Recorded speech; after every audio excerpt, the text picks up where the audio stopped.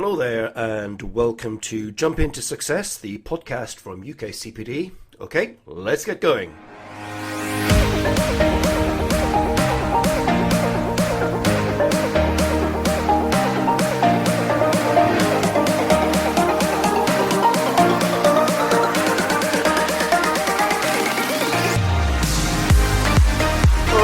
Alrighty, here we are, episode 4 of season 2 of the podcast Jump Into Success.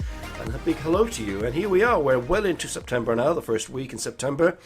And, September is an interesting time. A lot of change goes on. Everybody going back to school, university, and so on. I think I mentioned that last week. And I guess for me, you look out the window and things are beginning to change. So in a way, September is that sort of time of fresh starts, new beginnings, and a time to think about maybe some new goals or new learnings that you want to do. I've got a couple of quotations to get us in the sort of frame of mind here. So we've got this one here. September teaches us the importance of letting go and embracing change. And that's from Gene Willis. And for sure, you look out the window and things will begin to change September. The leaves begin to change colours and people are sort of starting the cycle of, learning new things, university, school, and of course people enroll in various different programs at this time of year. And then one other sort of quotation to get us in this right frame of mind. September whispers the promise of new beginnings, urging us to let go of the past. And that's from John Harris. So maybe there's something to really think about. What do we need to let go of? And what do we need to think about? Maybe new beginnings for us for the next coming few months, last sort of part of 2024. And it is that time of year where we do think about, well, what do I want to do? Well, where have I been? What am I doing? Where am I going? So the encouragement really, we always sort of tell all the college members at this time of year, and we'll certainly be talking about that in the Be Inspired group. And if you're not a member of the Be Inspired group, feel free to join. It's regular personal and professional development content. And it's easy to join. Just go on the website, click register, and you're in, and you'll get all of the content for free. But what we do is we encourage people to think about, well, how have I done so far in the year? So, in 2024, our campaign, as it were, let's do more in 24. So let's just take stock. What more, quote unquote, have we achieved?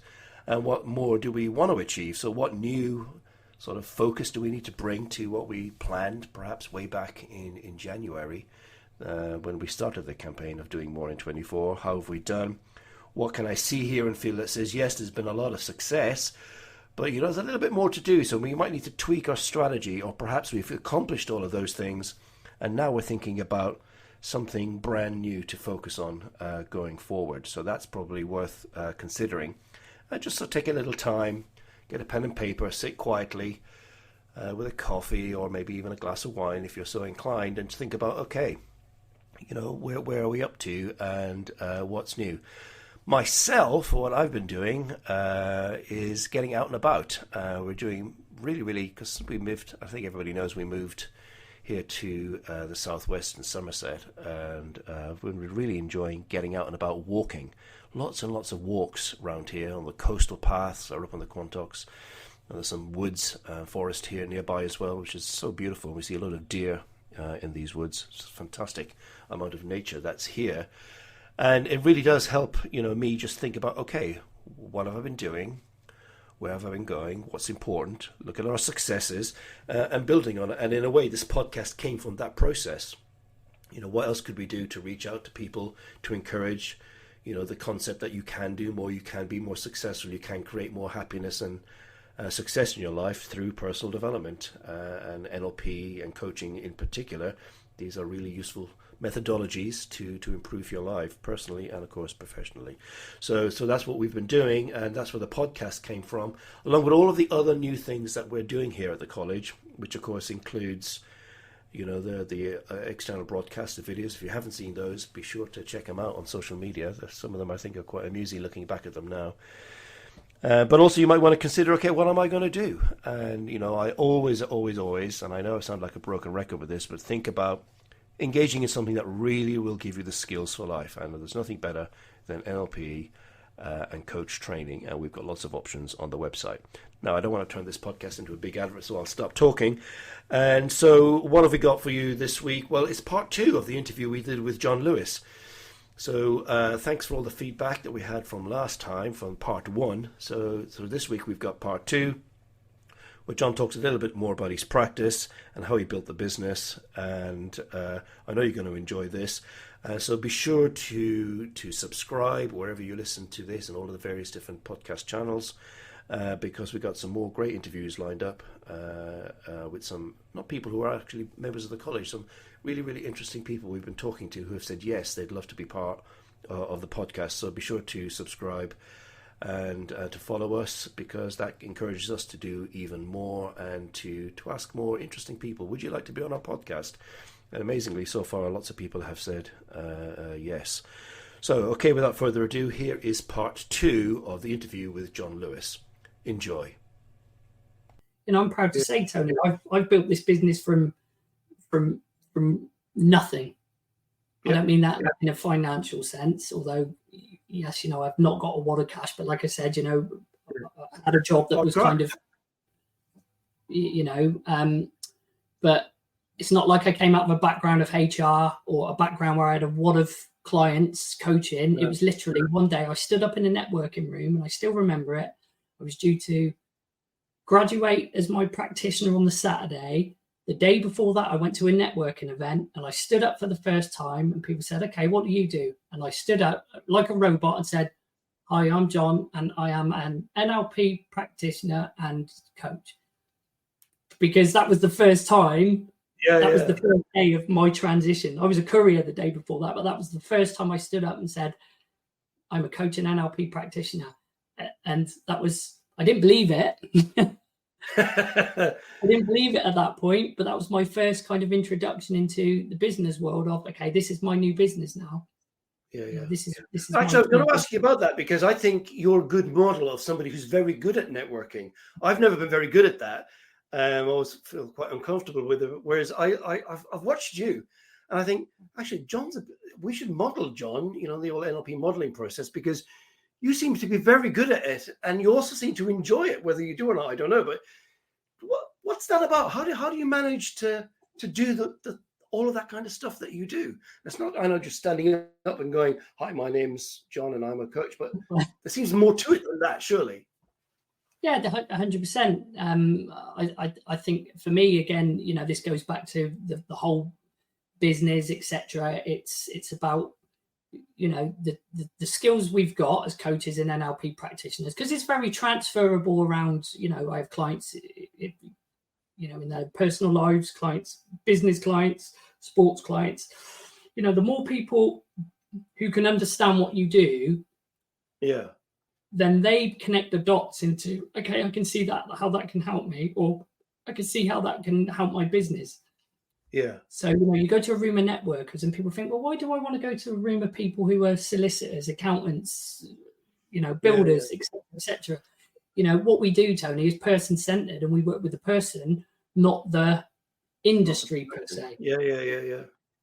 So the networking was a case of, right, how do I reach an audience now with my new identity as a coach and NL practitioner, as I said the first day I stood up. How do I kind of start the next chapter of my new business? It kind of snowballed from there, Tony. I joined that networking group. And that was 4 or 5 years ago. Holy moly. And since then, it's something. Don't get me wrong, Tony. Sometimes, because they're early mornings, sometimes you think, I could just for this. But, it's business. It's business. And I've made some amazing friends through it as well, Tony. Friends and amazing people who have helped me with things, house, builders and accountants, etc., etc. So I guess that's the idea of having a network. People can do stuff. Yeah. Exactly. Because it's about them building, it's about building the relationship.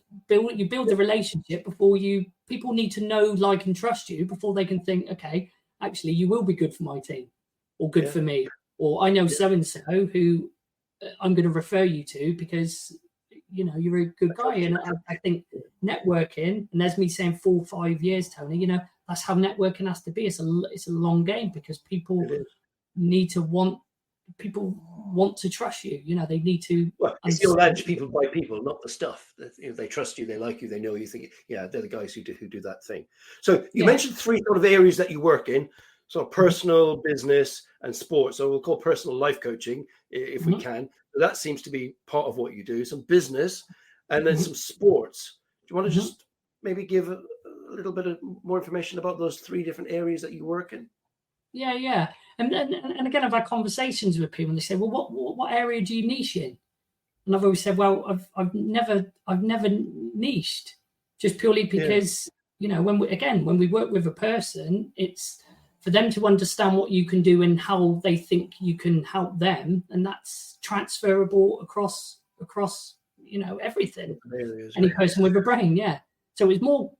And again, I've thought about it before. Well, what kind of coach am I? Is it a mindset coach? Because all coaching's around mindset. It's helping someone change, what they think, to how they believe, etc., etc. It's generally people will call or get referred to me, and I say, I've got so and so. They're struggling with this. Do you think you can help?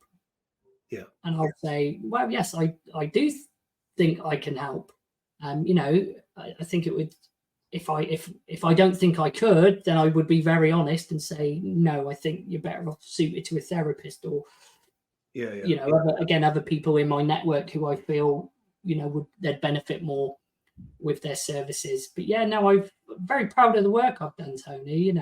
Again, no, you should be, as a personal coach.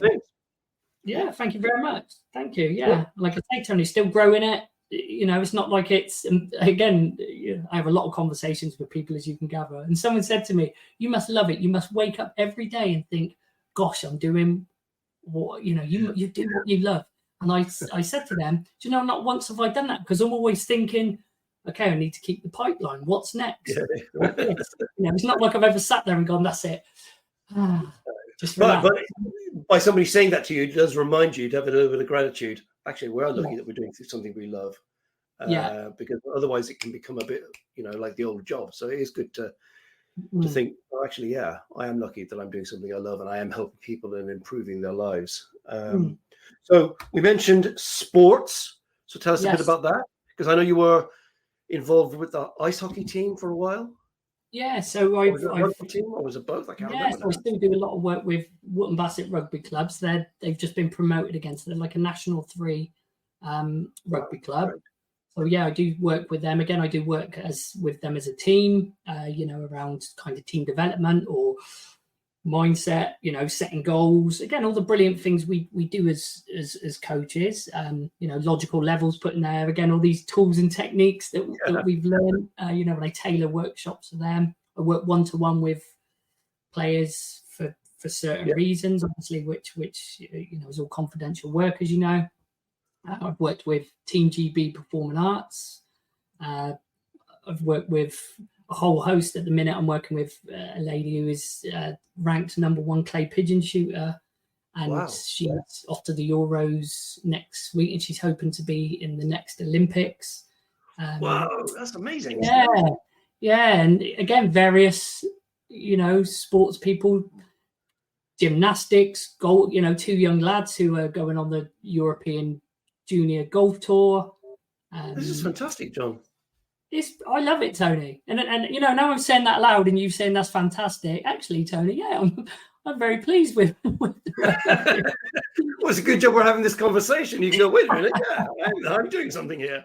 Well, that's brilliant, because I'm not the biggest, I think most people know I'm not the biggest sports fan, but when it comes to things that, on national level, the Olympics or things like that, obviously we engage because you think, well, it's the best of the best. And there you go. You're coaching some of the best of the best. So that's got to be a good thing.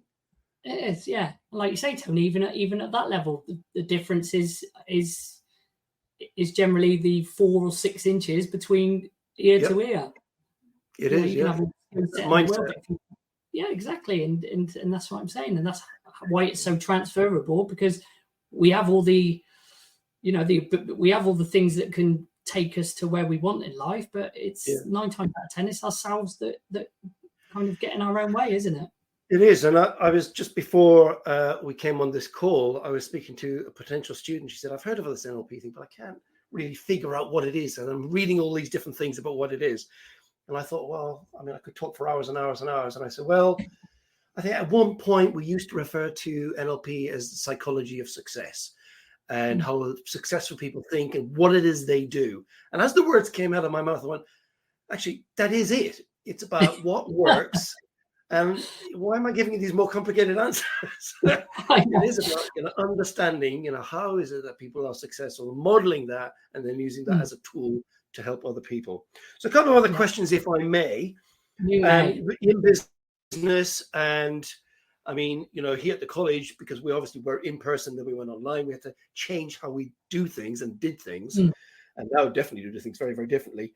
And there was a question that was asked of me recently. So I thought, actually, it could be a useful question to ask people that we interview for the Be Inspired group and for the podcast. Are there any sort of special tools or pieces of software that you use that have helped you take some of the burden away from running the business and help you run it and reach out to people, or, I don't know, any other kind of tool or piece of software that you use that you think, yeah, they're useful, they really do help me, that might help some other people?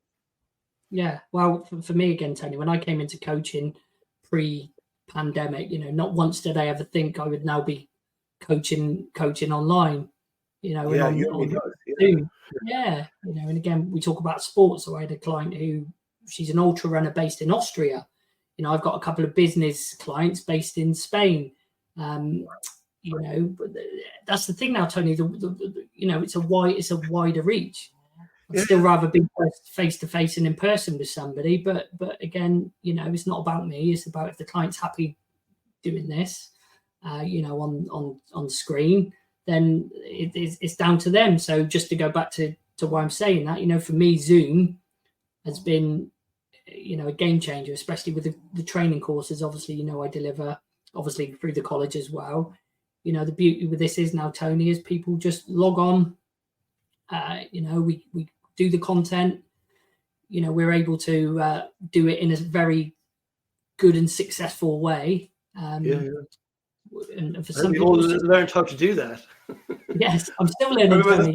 We were like, how do we make this work? Tony, you know me too well. That's still how my brain operates. Where's the record button? How do I record this? Any other tools or pieces of software that you use that you would recommend? No, I mean, again, nothing, defining the word tools, for my business. Again, I use people in my network to help me grow my business. I have a lady who does social media for me. I've got people who kind of keep an eye on my website.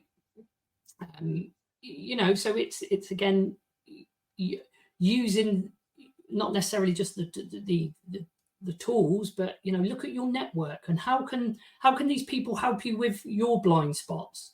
In an ideal world to me, Tony, I would just be coaching all day long, but the reality is, without my business, there are no clients, and it's a case of how can I best get my business out there, publicize me, publicize all the things I do.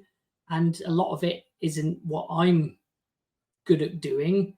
Was that a limiting belief? But it could be. But again, if there's people out there who I know a better place to do it, then why not reach out and get that's them? always been my view. If I was doing the accounts, we'd all end up in prison because I'd be rubbish at it and I don't want to do it. So let the accountant do it. And there are other things like admin stuff that other people do, like Tracy does all the admin in the college, because I'm not very good at it and I don't want to do it. They enjoy it, so let them do it. Exactly. It's easier to let people who are good at something do it, because they've got that strength rather than me trying to do it and getting it wrong, which wouldn't be necessarily very helpful. No. And I think a lot of people may, can fall out of love with their business and what they're doing because they're too much focusing on the stuff that they aren't, that doesn't float their boat, that doesn't excite them. And then they get bogged down in, I say bogged down, like you say, for what bogs me down, some people love doing. Yeah. And again, it's look at who is best placed to support you in areas that you feel, aren't your strengths. Yeah, that's exactly right. I mean, the thought of spreadsheets to me brings me on a rash, whereas other people seem to love it. So let them do it. Crack on, you can do on. that. That's right. Okay, so we've covered sports, we've covered life coaching, you've covered your business. If you were to, and I know we wouldn't as coaches normally offer advice, but if you were to give one piece of advice to somebody who is thinking, yeah, I quite fancy being a sort of a coach, running my own sort of practice, even if it was small, what's the one bit of advice that you might give if you were asked to give advice? Wow. If I was asked to give advice, I would say, how can you sit in front of a client and believe they can change and offer them the tools if you're not able to do that within yourself? Wow. Start with the man in the mirror then, yeah. 100%, Tony. How can I sit with someone and give them the tools to go, yeah, you can do it, etc., if I don't believe in myself? Because again, how I feel about myself will radiate in my coaching session. Yeah. The more confident I feel in myself, then ultimately that is going to reflect in the coaching session, and the client will feel more confident in me, and then it's an all over, like you say, the mirroring. It's that all over package. So the advice I would give is, believe in yourself. Believe in yourself. There's going to be times you go into a coaching session and you're not feeling your best, but it's not about you. It's about the client. Believe in yourself. Trust the processes, and everyone's a winner, baby. Everyone's a winner. Great. Well, John, this has been brilliant. Really, really has. And I know there's lots of levels of stuff here that I think people will listen to this a couple of times, because it's real world. It's not theory. It's not something that we've scripted. This is very real. And I look back at my own career in coaching as well. I started off, I was thinking, oh my God, all that imposter syndrome. But after a while, you think, wait a minute, as the feedback comes back, and you think, oh, actually, this does work, and yeah, it's okay, and onwards and upwards. And I think the other thing I always say to people, I think I always say at the beginning of the prac program, the course changes you anyway. It gives you that sort of sense of, I am able to do things, and I do have a sense of direction, and I want to do it because I really think I can. So I think that's important. Good. Well, John, this has been brilliant, and we really, really appreciate it. And anything else you'd like to add before we wrap up? I would just like to say thank you personally, Tony, again, for always believing in me. And from the minute I set foot in the college, and I'm not going to charge you for this, Tony, or you charge me, whatever. You've really helped me, mold myself into the coach that I always knew, I wanted to be, and I could be. And I'm forever grateful for our friendship and giving me the opportunity to train with the college. Is that a tear in your eye, Tony? Or well, I appreciate that, but I think we try to do that for everybody, not just you. We don't have favorites. No. Although you did join the team, so for people who don't know, so John runs the level 2 mental health, first aid mental health awareness, part of our practitioner program. So that's the specialism that John brings to the college, as well as his own experience, of course, because you mold that course to fit with coaching, don't you? Which is important. So John, anybody's listening who wants to reach out and touch base with you, how would they get in touch with you? So my website is jrmindsetperformance.co.uk. I'm on LinkedIn. It's John Lewis, not the department store. I'm the little bold dude who will pop up. I'm on Facebook, John Lewis at JR Mindset Performance. We'll put the link to your website in the podcast description, so people will be able to reach out to you. So look, let's wrap up. John, it's been brilliant. I really appreciate your time. And we wish you ongoing success. And of course, we'll see you in the upcoming practitioner anyway, because you'll be doing your workshop. Woohoo! I know. Well, yeah, woohoo! That's very, very good. So thanks very much, and speak soon. Cheers for now. Bye-bye. Okay, so there we have the second part of the interview with John Lewis, and I know you'll have enjoyed that, because I certainly did. And listening back to it as I was doing a little bit of an edit there, it's just great, just natural content that's not scripted, people talking about who they are, what they do, the fact that they love it, and what motivates them, And what more could you ask for from a personal development podcast? So there you have it. Now be sure to, I'll say again, be sure to subscribe and follow us, because the more we get, the more enthusiastic we'll be to carry on doing this and getting more and more interesting people to come along and be interviewed by us. And we've got some really, really good people lined up. So, be sure to subscribe. Okay, so that's it for this week. I will be back next week with another podcast. Till then, you know what you got to do? You got to do your best and take care of yourselves. Till then, bye for now.